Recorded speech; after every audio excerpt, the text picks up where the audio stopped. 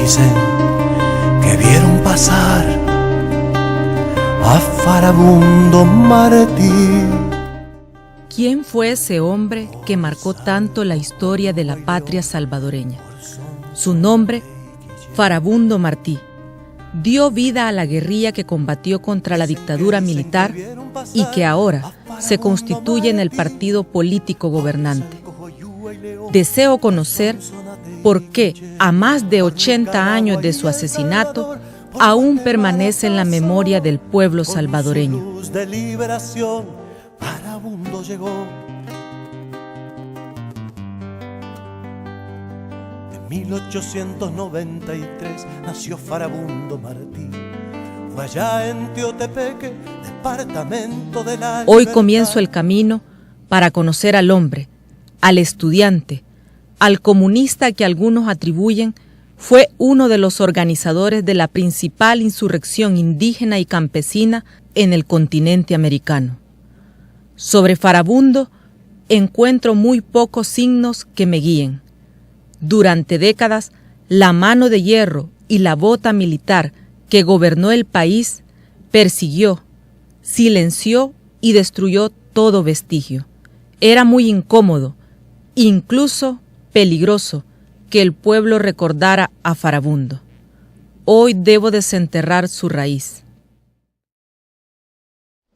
Farabundo Martí era hijo de don Pedro Martí y doña Socorro Rodríguez. Ellos tuvieron varios hijos e hijas. Una de sus hijas, hermana de Farabundo, Eloísa Martí, es mi bisabuela. Farabundo y sus hermanas, hermanos, nacen en una sociedad rural de finales del siglo XIX, en un lugar relativamente aislado con respecto a la capital o a otra ciudad importante del país, en el departamento de La Libertad, en el sur del departamento, un pequeño pueblo que se llama Teotepeque. Don Pedro Martí era una persona relativamente acomodada del pueblo, un hacendado, tenía extensas propiedades, tenía alguna actividad comercial importante, llegó a ser incluso el alcalde del pueblo. Farabundo va creciendo, se mantenía en el pueblo, pero también mucho pasaba con su padre en una hacienda que era como la más destacada de las propiedades de don Pedro Martí, la hacienda El Sauce, que tenía pues una casa muy grande, una casa de esas casas que son el casco de la hacienda. Entonces ahí había mucha actividad agropecuaria, ganadería y los cultivos de la zona. El tatarabuelo de nosotros era el papá Felipe y nuestra tatarabuela era Soledad, que querían mucho pues a todos sus hijos, pero indudablemente con quien más nos vinculamos es con la mamester, que era la bisabuela. Y de ella tuvo la hija que se llamaba Mirtala Dolores Martí, que fue mi bisabuela, porque se miraban como hermanos, pues, ¿verdad? En realidad. De hecho, siempre que mencionaba ella, le decía Tin, ¿verdad? Y él le decía Tala. Farabundo era un niño muy observador, muy inquieto, pero no era el típico niño, digamos así, demasiado extrovertido, sino que era algo introvertido. Entonces, de hecho, pues, pero sí era, como dije, un niño que era muy observador. Y una de las cosas que también ella me decía de que era muy preguntón, ¿verdad? Y se fijaba en muchas diferencias que habían en ese entonces, pues, ¿verdad? Porque una de las cosas que me decía que andaba regalando, por ejemplo, a veces su camisa, sus cosas, él a veces le gustaba coleccionar, me contaba, juguetes de madera y se los regalaban, ¿verdad? Entonces era bien desprendido. Como decimos hoy modernamente, era de mecha corta, porque con facilidad se contrariaba con los otros muchachos cuando veían que hacían una injusticia con los humildes, con los niños humildes, que por supuesto como pueblo lo había. Farabundo era un joven muy inquieto, un joven de mucha sensibilidad social, un joven que se mezclaba con los niños y jóvenes hijos de los trabajadores de don Pedro Martí, que se relacionaba, que no tenía ningún tipo de actitud de superioridad, mucho menos de discriminación. Farabundo pues siguió otro camino muy diferente a lo que en este caso sus padres hubieran querido o su entorno, sus hermanos, porque quieras o no, Farabundo se despojó en vida también de sus pertenencias. Aún él en vida dejó, herederos de sus propiedades a los mismos colonos. Pues sí, era buena persona y que allí no, y era callado, pues aquí, allí en su casa era discreto, y así era la hermana, ¿no? No, el genio de él era bonito, el genio de él no, porque era bien amable, era buena gente, porque para nosotros, él sabía que éramos pequeños, y lo llevaba a cositas de golosina, ¿verdad? Sí. Era algo pechito, de bigotillo.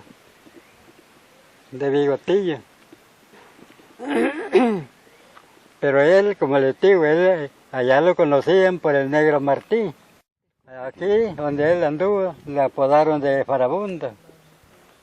Por él sale Farabundo Martí.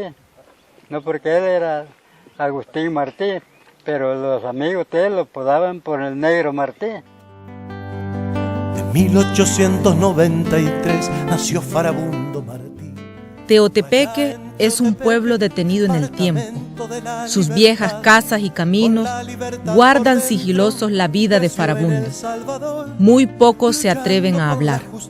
El miedo acecha las onduladas calles aún. No sé nada de él, porque para empezar el tiempo que hemos tenido, ¿verdad?, de solo trabajar y no he tenido ¿cómo le quisiera decir? Alguna información de alguien pues que me hable de él, ¿verdad? Mire, bueno, como yo ahorita ya no vivo aquí, no porque me fui de aquí para allá, pero cuando vivimos aquí sí, los ayudaba en algo.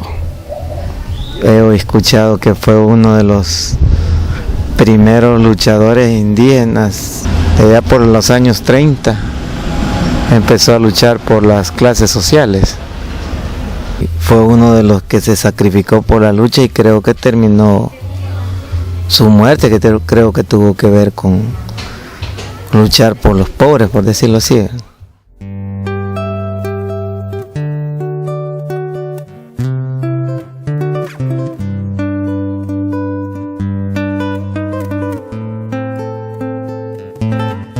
Viene a Santa Tecla porque todos los teotepecanos venían a estudiar a Santa Tecla.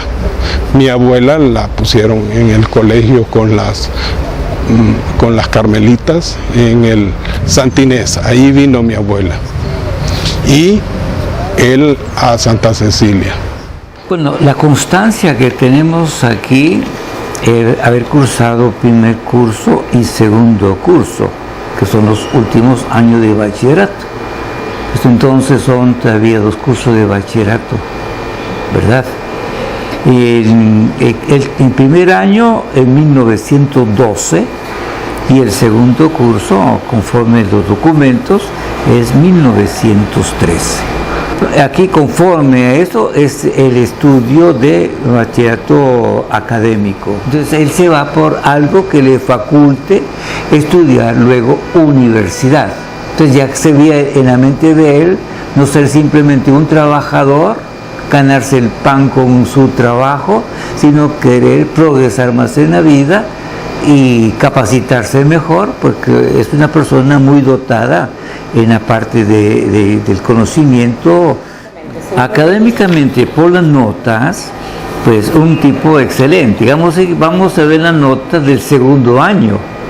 Propiamente se ve una persona muy capaz, muy brillante, ¿verdad? Por eso no me extraña pues que también él haya sido un líder. En aquella época los niños que estudiaban pues obviamente eran de unas clases sociales entre media alta, pues verdad, entonces compartían a veces los mismos pensamientos que los papás, verdad, entonces él estaba en otra realidad, pues. Allá en Santa Tecla él se gradúa de bachiller. Esto sucede en torno al año de 1915 aproximadamente, donde él se gradúa de bachiller en Ciencias y Letras. Recordemos que en aquel entonces graduarse de bachiller era un éxito académico y familiar muy connotado, ¿no? Graduarse de bachiller era realmente un gran triunfo. La familia lo celebra, existe todavía una tarjeta de invitación a la ceremonia de graduación donde Farabundo le agradece a sus padres por haberlo empujado hasta graduarse de bachiller, para luego entrar a la Universidad del Salvador a estudiar la carrera de Derecho. Lo que uno podría decir sobre él es que es un estudiante de la década de los 10, pero me parece que es un estudiante con poco tiempo dedicado realmente a los estudios. Es decir, me parece que es más uno de esos estudiantes que tiene una vena política que va a desarrollar él al instalarse en la Facultad de Jurisprudencia. Entonces, digamos, revisando los archivos universitarios no hay un dato exacto de fecha de ingreso, ¿verdad? Entonces yo me atrevería a decir que Farabundo estudia en la universidad a mediados de los 10 y estudia Derecho con el plan de 1912, que es un plan de estudios que se va a prolongar durante la década de los 20, que es un estudiante más cercano al activismo político. Y rompió el título en el Paraninfo. Eso me contaba mi abuela con gran escándalo de parte de... Imagínate, el Agustín me decía, tener el valor de que le dan el título y toda la familia alegres porque era el nuevo doctor. Y entonces viene él, les dijo, voy a romper este título que me da una sociedad a la cual yo aborrezco, les dijo. Entonces no acepto títulos de ninguna sociedad, habló de oligarquía. Fue un acto de rebeldía posiblemente para él. Él estudiaba Derecho y pues la gente de su generación se convirtieron en exitosos abogados al servicio de la oligarquía salvadoreña. Él no. ¿Qué pasa en la universidad? Que él se enfrenta con la realidad de la educación que recibe él y sus compañeros. Una educación al servicio de los poderosos. Y una educación que no le llena espiritualmente y que políticamente lo hace rechazarla. Y entonces hay que ver el contexto en el que él es estudiante, el contexto universitario fundamentalmente. Y el contexto universitario lo que indica es que hay dos grandes líneas de pensamiento en la universidad: el liberalismo y la penetración de ideas marxistas. Y yo creo que en menor medida, muy en menor medida, algunas ideas anarquistas. Pero fundamentalmente oscila la teoría entre marxismo y liberalismo. Entonces uno encuentra, por ejemplo, que muchos estudiantes cuando van a hacer su tesis de grado, les interesa estudiar el socialismo o les interesa estudiar el marxismo, pero no les interesa estudiar el socialismo o el marxismo para defenderlo, sino que para demostrar que es una teoría inaplicable en El Salvador.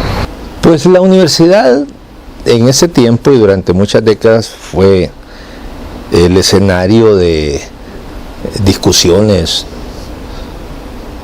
políticas, académicas, algunas a nivel muy teórico y otras con grandes implicaciones prácticas. La universidad no era ajena a toda esta situación que se estaba dando en el mundo, el impacto de la Revolución Mexicana, la Revolución Rusa, el fin de la Primera Guerra Mundial. En ese ambiente yo considero que Farabundo encontró las condiciones para nutrir su pensamiento y además, por lo que yo he podido constatar en textos históricos, es que él empieza a vincularse de manera bastante directa con los trabajadores, con los campesinos.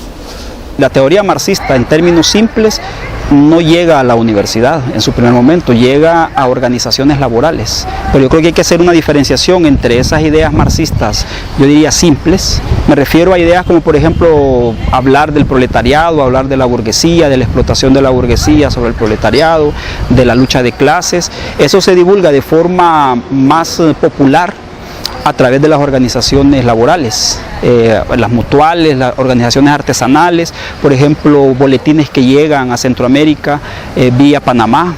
Recuerde que se ha dado la Revolución Mexicana y esto es como un asidero de ideas políticas, y dentro de esas ideas el marxismo. Y la otra línea son la teoría marxista académica, digamos más acabada, que llegaría en este caso a la universidad. Me refiero a textos en particular. Vaya, por ejemplo, un texto que ya se conoce en la universidad, en la época de los años 10, y que yo pienso que conocen muchos estudiantes, no solo Farabundo, es el Manifiesto del Partido Comunista. Uno de los libros, de los primeros libros, que por cierto yo lo heredé, se trata de los principios de la contradicción de Vladimir Ilich Lenin. Entonces, con eso fueron sus bases para conocer acerca del socialismo y del comunismo, que le llamaban en esa época. Él tuvo, como le contaba este señor Mardoqueo, que el hombre, a pesar de que era un simple campesino, pero él como que le gustaba mucho ir a Cajutla. Entonces ahí conseguían libros prohibidos en esa época, por supuesto. En el año 20 hay prácticamente en proceso de formación 2 asociaciones de estudiantes que van a ser como las asociaciones más importantes, por lo menos yo diría hasta los años 50, ¿verdad? Que sería la Asociación de Estudiantes de Derecho y la Asociación de Estudiantes de Medicina. Pero yo creo que nos tendríamos que concentrar aquí en el caso de la Asociación de Estudiantes de Derecho. La Asociación de Estudiantes de Derecho, que se funda a principios de los 20, es donde se va a aglutinar 2 tipos de estudiantes. Los estudiantes que tienen una visión liberal, no sé si liberal democrática, habría que estudiarla más a fondo, y los estudiantes que tienen una visión más cercana al marxismo. Y en esos estudiantes que tienen una versión más cercana al marxismo, hay alguna diríamos, acercamiento entre estos estudiantes, dentro de los cuales, si no podemos afirmar con certeza que ya Farabundo esté como estudiante inscrito, pero sí podríamos decir que hay alguna influencia de él en otros estudiantes que están en años previos. Y yo creo que ahí hay un punto de contacto entre él y Barrientos. Es decir, las 2 figuras son figuras claves en la década de los 20, fundamentalmente porque practican la actividad de lucha de calle. Como se sabe, lo que había en San Salvador era febrero, ¿verdad? Hay una reunión de estudiantes en solidaridad con los estudiantes guatemaltecos. Hay estudiantes guatemaltecos que han venido y está esta concentración en San Salvador que es reprimida por la policía. Y efectivamente, como decís, un grupo de estudiantes son capturados. Por primera vez arrestan a Farabundo y para la familia fue algo tremendo, pues, ¿verdad? O sea, de que mira, Tim lo agarraron y... O sea, ella me contaba, de que fue un escándalo, pues, ¿verdad? Pero más que todo lo que le dio, digamos, molestia, fue de que Farabundo hubiera podido ser, como dicen, liberado prontamente, ¿verdad? Pero por acuerpar a este muchacho Barrientos, es de que él se queda con él en la cárcel. y Barrientos había publicado un panfleto en donde criticaba duramente a este expresidente, y su hermano era el presidente en ese momento. Él toma como una afrenta personal contra Barrientos y libera a todos, Farabundo Martí incluido. Esta es una muestra inconfundible de su profunda solidaridad con el hermano que está sufriendo, en este caso José Luis Barrientos. ¿Qué pasa? Él decide quedarse en la cárcel contra la voluntad de sus captores, sí, y rechaza y se queda, sí. Claro, meses después son expulsados ambos para Guatemala. Que la represión fue contra los estudiantes salvadoreños. A la delegación guatemalteca se le pide regresar y tiene que regresar a Guatemala, no se le captura, ¿verdad? Y que después se crea todo un movimiento de solidaridad para que liberen a Farabundo Martí y a los otros estudiantes, lo cual se logra. Y bueno, lo lógico es que los expulsen hacia Guatemala. En Guatemala, como ya ha caído Estrada Cabrera, pues tiene un clima de apertura, son recibidos ahí este grupo de universitarios unionistas, más otros que no lo eran, van a fundar la Asociación de Estudiantes Universitarios en Guatemala en mayo de 1920, una vez caído Estrada Cabrera. Entre los estudiantes hay solo guatemaltecos, sino salvadoreños y nicaragüenses fundamentalmente, ¿verdad? Y ya en esas circunstancias él toma contacto con otros dirigentes de los movimientos obreros, de los movimientos sindicales, con relación, algunos de ellos, con la Internacional Comunista. Y eso pues lo lleva rápidamente a Farabundo a convertirse en un activista que se fue abriendo paso en el movimiento comunista latinoamericano. Farabundo se despojó de todo, abandonó una vida llena de comodidades para entregar su cuerpo y alma a un ideal. Anónimo construyó caminos por la América. Ahora seguimos su rastro revolucionario. Llegan dirigentes comunistas, sobre todo de origen norteamericano y de origen mexicano a Guatemala, expulsados muchos de ellos. Y bueno, eso va a ser lo que va a impulsar para que en abril del año 23 más o menos se cree el Partido Comunista de Guatemala, ¿verdad? En el partido ligado a los comunistas guatemaltecos hay personas salvadoreñas importantes, va a haber a lo largo de todos los años de los 20, fundamentalmente, aparte de Farabundo Martí, está Luis Felipe Recinos y José Luis Barrientos, otros dos estudiantes salvadoreños. Cuando el Partido Comunista Guatemalteco en el año 25 tomó la decisión, apoyándose en algunos cuadros centroamericanos, de fundar el Partido Comunista de Centroamérica, Farabundo no solo es el secretario de actas y de organización de dicho partido, sino bueno, el principal, pudiéramos decir, ideólogo, y es el que redacta, o al menos esa es la versión que hay, de que él redactó el manifiesto del 1 de mayo, en el que aparece el Partido Comunista de Centroamérica el 1 de mayo del 25, donde hay toda una exposición organizativa y reivindicativa. En Guatemala hay una sociedad multicultural, multiétnica, y hay varios idiomas, y él tiene que aprender esos idiomas para comunicarse. También en esos 5 años también viaja a México y se incorpora a la lucha con los trabajadores mexicanos, ¿verdad? E incluso obtiene un rango de sargento en estas brigadas que tenían los obreros mexicanos en defensa de la revolución. Se fue, arregló sus cosas, me contaba mi abuela, y se fue para el Petén, a trabajar al Petén como petenero, o sea, ir a extraer el chicle en las selvas del Petén. Y entonces ahí conoció a esta joven que era pues indígena y la quiso mucho. Pero sobre todo le hablaba a mi abuela de un hijo que tenía en Chiapas. Farabundo en un momento dado se convierte en el representante del Socorro Rojo Internacional. El Socorro Rojo Internacional era como el brazo humanitario del Internacional Comunista, que se dedicaba a apoyar a los perseguidos políticos, a las familias de los perseguidos, de los que sufrían algún tipo de prisión o de exilio o muerte. Y Farabundo, en esas circunstancias, tiene que estarse desplazando entre varios países, conoce a varios países, conoce líderes políticos, sobre todo en el área de Centroamérica y de México.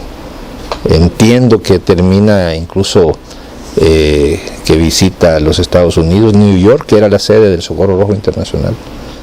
Allí en Nueva York se reúne él con cuadros importantes del Socorro Rojo Internacional Latinoamericano, como son Ricardo Martínez, ¿verdad? O el cubano Jorge Vivó, que también trabajan y después van a ser dirigentes para los años 28, 29 y 30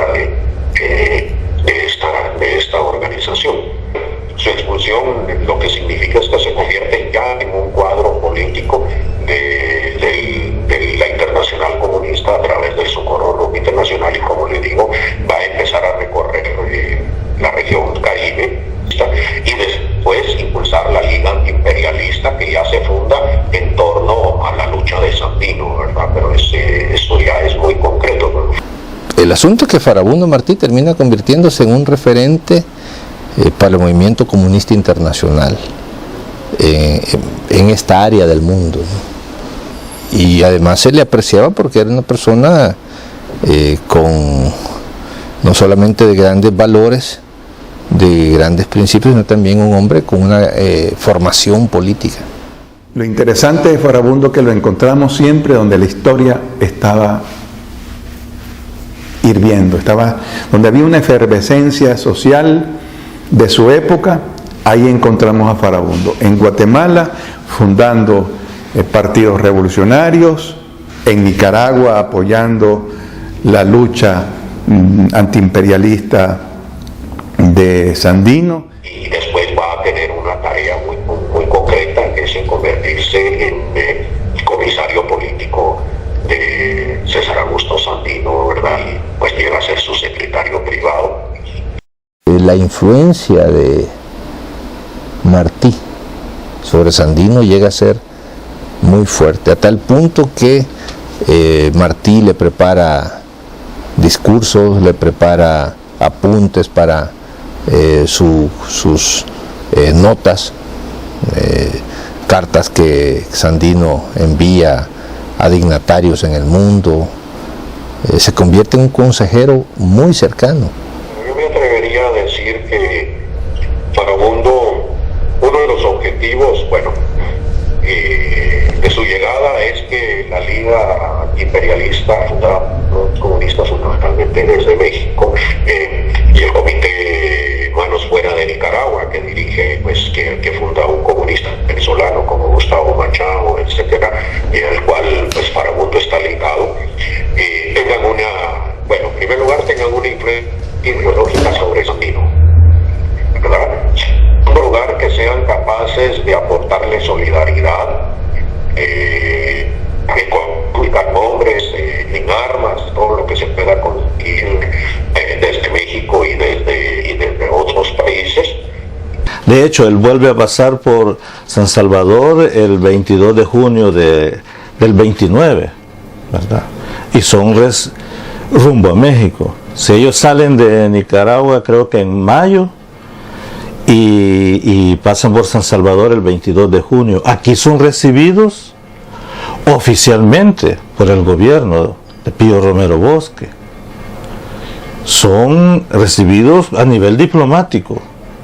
Sí había, por supuesto, que una línea política clara, y era convencer a Sandino de trascender de su lucha nacionalista, antiimperialista, caudillista, a una lucha más profunda, que era contra el sistema, ¿verdad?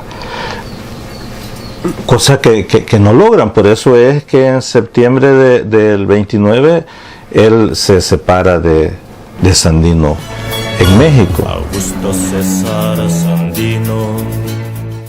Farabundo comprendió que la lucha en América Latina era un torbellino imparable y retornó a su país con su corazón preñado de roja flor.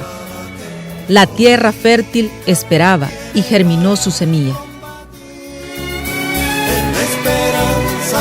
Entonces encontramos que antes del 32, en todas esas comunidades había un fermento de descontento a partir de ese despojo de sus tierras comunales. Las comunidades indígenas venían del proceso que generó las leyes de reforma a finales del siglo XIX. Entonces, estas leyes que básicamente favorecieron la privatización de la tierra y estaban orientadas precisamente a favorecer la expansión del café. Entonces, en ese sentido, las poblaciones indígenas fueron afectadas porque ellas tenían propiedades de carácter comunal. Esas propiedades fueron, privatizadas, y aunque sí se da bajo un proceso de compra-venta, muchos indígenas quedaron sin tierras, otros quedaron con parcelas muy pequeñas, y entonces los indígenas dependían muy fuertemente del salario, ¿verdad? Es decir, teníamos, ahí se da un proceso o se inicia un proceso de proletarización de la población indígena por una parte, y también la constitución de lo que hemos llamado el semicampesinado. La Federación Regional de Trabajadores Salvadoreños había logrado hacer un tejido social de organización. Para mencionarte, en Nahuizalco se hablaba de que tenían 1.700 afiliados, y curiosamente de esos 1.700 afiliados, 500 eran mujeres. Esto en la región de Nahuizalco.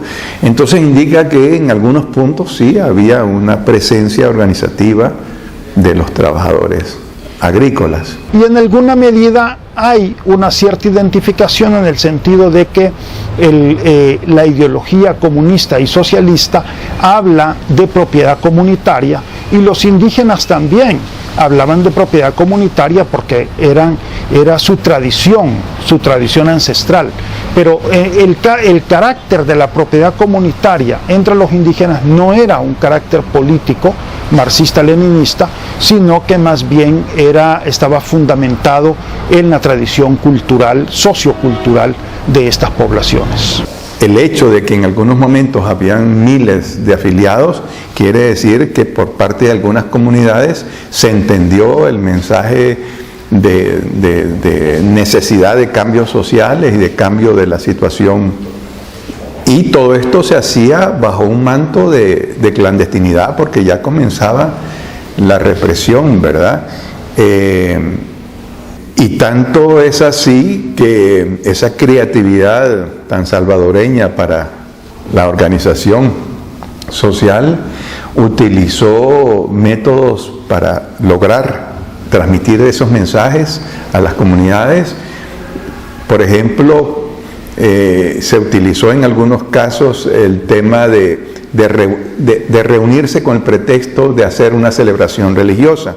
Porque cuando llegaba, que andaba huyendo, llegaba a la casa a las 6:30 de la tarde, porque como lo buscaban, él por esta calle caminaba, él mismo los contaba, le contaba a mi mamá, porque llegaba a la casa, como era de don Pedro Martín, y él los contaba, que él donde miraba algo sospechoso, se metía a la finca, como él solo. Él se metía a la finca y él vigilando que pasara la gente, ya salía. Así se vino, así venía. Él les contaba todo eso. Muchos años después, él protagoniza una huelga de hambre de 36 días, que termina el último de mayo de 1931. Él ha estado 36 días en huelga de hambre, que lo lleva de la cárcel a estar internado en el hospital Rosales, ¿verdad? Al final, el último de mayo, él es sacado de la cárcel, el pueblo está afuera del hospital y lo recibe, lo cargan en hombros y lo llevan por las calles de la ciudad como un héroe. y Farabundo Martí desaparece por 9 días. Los periódicos de la época dicen que él está en México, que lo han visto agitando en algunas actividades en México, pero no se sabe dónde está. Ahora, ¿qué pasa?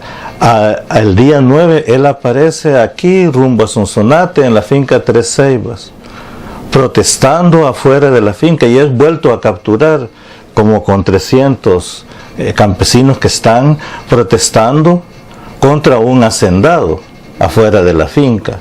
Esa finca todavía existe allí. Y él había pasado 36 días en huelga de hambre y antes ha ido a Sonsonate a visitar a los presos que están en la cárcel. Hay un carpintero de la zona de la cordillera del Bálsamo que es quien quizás más nos habló de Farabundo y nos hablaba de un ser con una gran sensibilidad, muy interesado en las microhistorias de la miseria, las microhistorias de las comunidades, muy ávido de escuchar.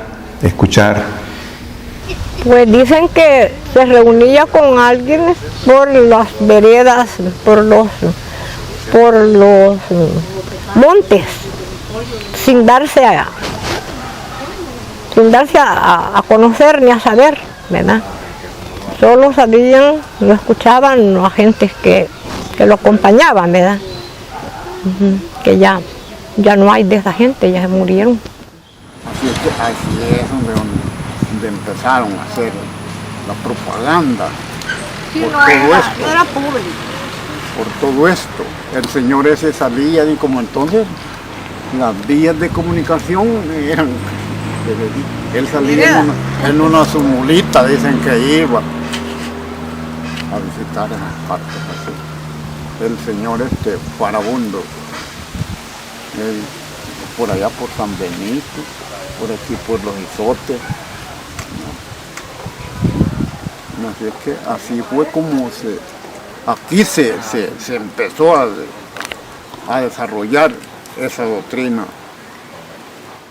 Que en realidad lo que se da en 1932 es un levantamiento en cadena. Yo hablaría más bien de un levantamiento en cadena, o sea, no es un movimiento, pero en donde las problemáticas son más locales que nacionales. Es decir, no se buscaba la toma del poder político a nivel nacional.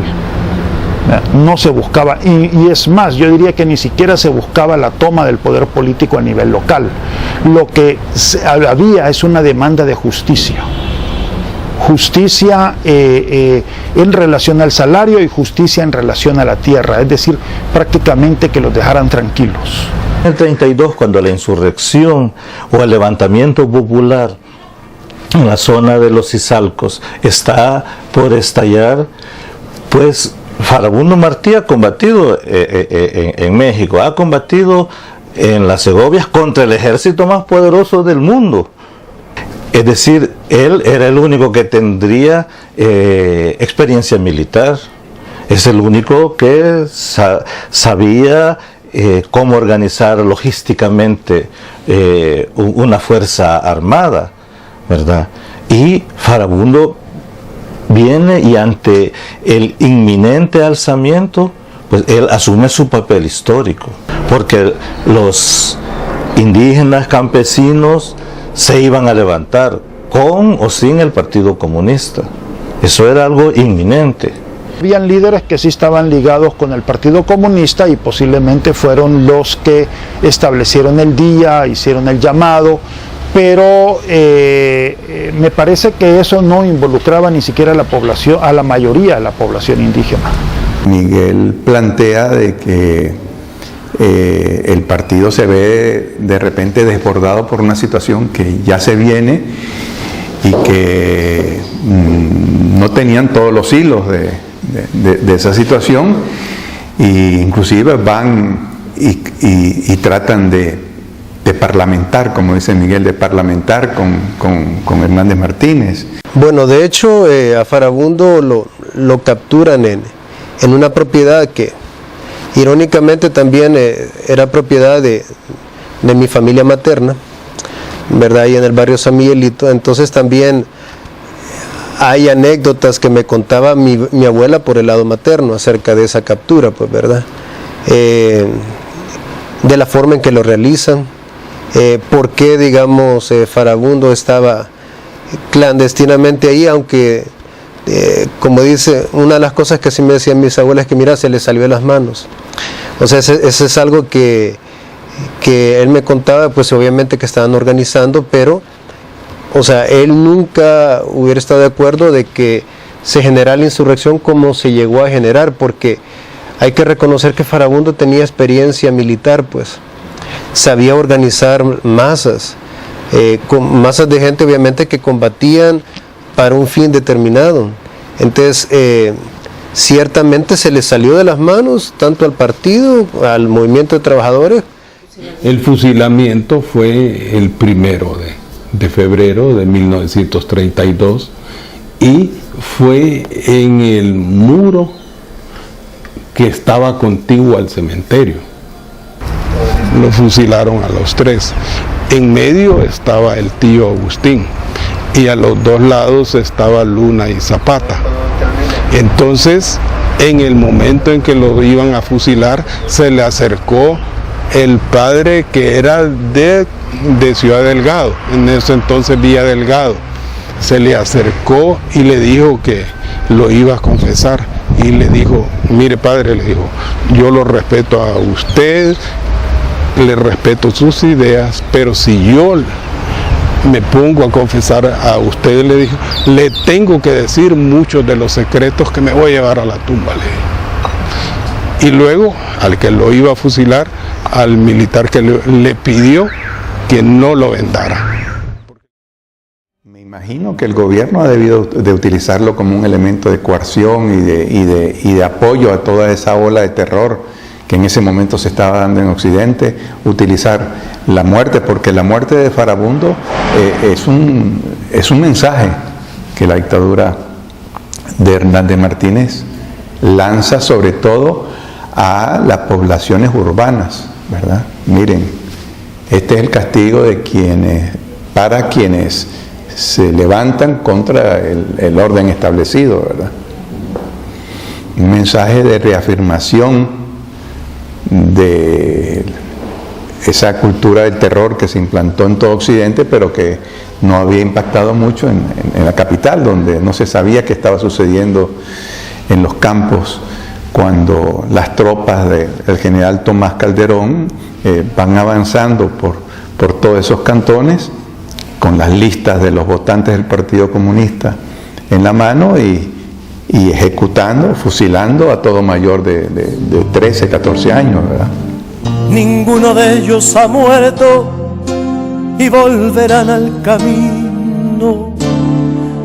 Con Farabundo Martí, nuestra patria fusilada, volverá a un amanecer. La victoria está cercana. Dicen que vieron pasar a Farabundo Martí por Salco, Guayúa y León, por Sonsonate y Quiché, por Nicaragua y El Salvador, por Guatemala pasó, con su luz de liberación Farabundo llegó. Sus enemigos pensaron que asesinando a Farabundo desvanecerían su legado, pero su muerte heroica lo convirtió en un referente popular y muy pronto volvió a la vida su frondoso árbol para perpetuarse en la historia. Y Farabundo Martí es borrado de nuestra historia y de nuestra memoria colectiva. De él no se hablaba en público, y cuando se hablaba en público era como un bandido, ¿verdad? Como un comunista que quiso destruir nuestro país, y todo ese discurso que se acuñó durante esos años en la historia. Pasaron 40 años, ¿verdad?, sin que el nombre de él fuera retomado, pero fue precisamente gente que vino del sector obrero, que que se desprendió del Partido Comunista, que funda la FPL, la Fuerza Popular de Liberación, Farabundo Martí. Pero lo trajeron las propuestas, principalmente los trabajadores que fundaron las Fuerzas Populares de Liberación. Esos 10 años de lucha ideológica llevan a la fundación de las Fuerzas Populares de Liberación y lo que hacen es rescatar el nombre de un dirigente histórico, pero además un dirigente histórico que reivindicó la lucha armada, político-militar. Y 10 años después se funda el FMLN. Bueno, habían partidos dentro del FMLN con una visión centroamericanista que rescataban el legado de trabajo centroamericano que hizo Farabundo. Luchó por Nicaragua, Farabundo Martí, por Guatemala, por México, y ese internacionalismo y centroamericanismo también pesó mucho a la hora de ponerle el nombre Farabundo Martí, porque era el que nos dejaba un ejemplo. Y también pues nadie discutió la trascendental historia de Farabundo en el nivel organizativo. Fue gestor de la insurrección del año 32, nada más que él fue capturado como 3 días antes, y los enemigos de aquel momento, los sectores de poder oligárquico, la dictadura de Maximiliano Hernández Martínez, pensaron que fusilando a Farabundo fusilaban su idea, como hicieron con Monseñor, ¿verdad?, Romero. Pero ellos resurgen en el pueblo y aquí resurgieron miles de combatientes y, como yo explicaba, ya no solo son combatientes, sino que es un proyecto histórico que es un patrimonio del pueblo salvadoreño.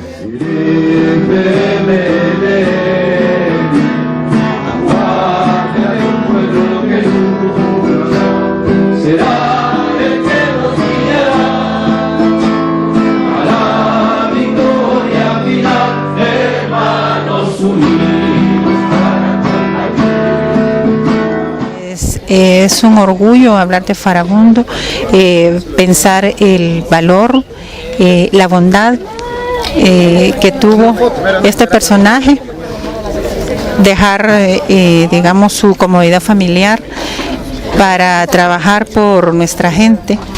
Queremos rescatar la figura de Farabundo porque para nosotros como organización es un emblema, ¿no?, de nuestro pensamiento, del hecho de denominarnos marxistas, leninistas y en última instancia comunistas, ¿no?